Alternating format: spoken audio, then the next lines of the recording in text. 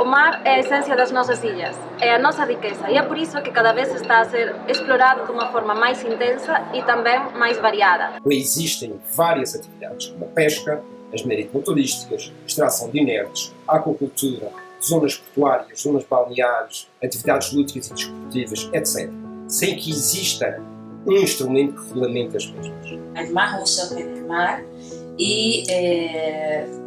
tenemos que racionalizarlos y compatibilizarlos, con lo cual es una necesidad imperiosa para poder hacer un desarrollo sostenible de las zonas de la Macaronesia. La ordenación espacial marina en la Macaronesia es un proyecto que va a permitir que los diferentes actores que participan en la gestión de los recursos que existen en el área puedan estar en comunicación para hacer una mejor gestión de dichos recursos desde el punto de vista económico, desde el punto de vista social y también desde el punto de vista ecológico. Um ordenamento de espaço marítimo serve quase como uma diretriz, neste caso uma diretriz para seguir as regras em termos de monitorização e fiscalização e a boa sustentabilidade do oceano e das águas da Macaronesia. La zona espacial marina para mí es una necesidad, la necesidad de compaginar los diferentes usos que se dan en el mar. Una vez se localicen esas zonas, que son zonas energéticas offshore, pues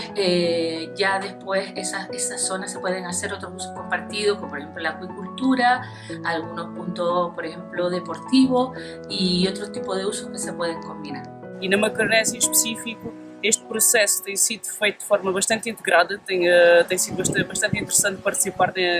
neste processo. Permitiu que todos os participantes pudessem dar as suas opiniões. Certamente, sendo este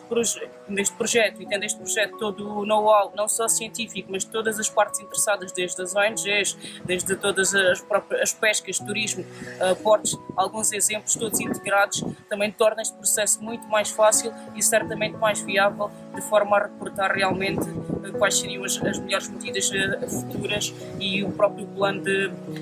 de ação, neste caso de situação, e o próprio plano de ação no futuro para realmente termos um mar da Macaronésia protegido e em bom estado ambiental. Permite integrar os usos e costumes tradicionais com os novos usos que vão surgindo. Y ha sido una experiencia muy enriquecedora porque nos va a permitir también conocer, ¿no? Cuáles son las interacciones y los lados más o menos positivos del trabajo que tenemos que realizar para el futuro en el proceso de la ordenación de todo el espacio marino de la Macaronesia. Desde o meu ponto de vista, o proceso foi moito positivo, pois permitiu ou dou a oportunidade ás distintas entidades e traballadores que traballan directamente cada día no mar de fornecer ese coñecimento in situ e, por tanto, aportar unha visão máis completa e máis realista da situación actual. De la realidad, creo que hay que conocer primero la realidad del mar para después ver qué es lo que hace dentro del mar y qué es lo que realmente podemos hacer, que es lo más importante. Y sin duda, la única forma de conciliar estos intereses y prejuicios es acumulando mucha información, hablando directamente con los interesados. Que isto deve ser um processo continuado, nomeadamente que haja um maior envolvimento das autoridades, de forma a que o desenvolvimento da região tenha um futuro mais sustentável,